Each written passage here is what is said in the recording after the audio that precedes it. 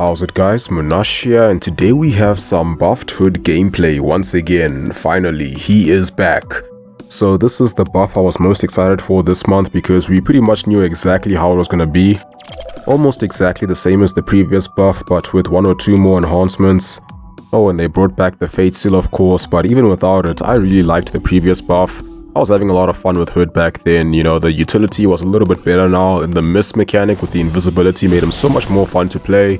And the damage, especially with that heavy attack and the detonation ability, that was pretty sweet.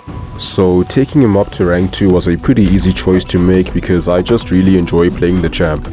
So for the first fight I tried him against the Summer of Pain Symbiote Supreme because I figured he should work well since he has the utility to counter the most annoying aspect of the fight, which is the nullified damage you take when he has Chithon's Cunning active.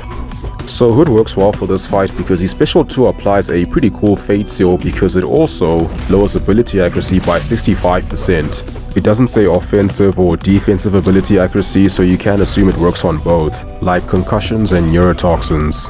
So that just makes the fight much easier to handle because you can bypass entire blessings. Like you notice that for most of the fight, Symbiote Supreme did not have a blessing active, but you only need to bypass the one that deals damage when nullifying.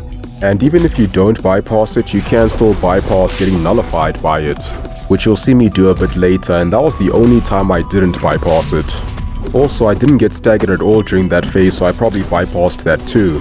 And on top of that, you will also be lowering your chances of getting the placebo buffs, especially if you have max pacify because it just adds to the reduction. So there's gonna be a lot less nullified during this fight. And even if you do get nullified, you still have a chance to bypass taking the direct damage. And you can bypass getting staggered, so there's just so much reduction in this fight that it's very simple with Hood, and I've said bypassed a lot in the last minute, wow. And what's funny is this is not even a new ability, you could always do this, but now you can actually refresh the Fate Seal. While before it was the Hex from the special 2 that lowered ability accuracy. Now it's a Fate Seal, but the other nice thing is now you can refresh it with the heavy attack. Which is why you see me throw it a lot, and the other issue is that you can't really tell the difference all the time between the Fate Seal and the Stagger since they have the same icon. And both can be refreshed or reapplied quite easily, so you can't always tell the difference. At least I couldn't when I was fighting. Now I can sort of tell because I'm just watching, I can see them being reapplied and refreshed and what action is doing it.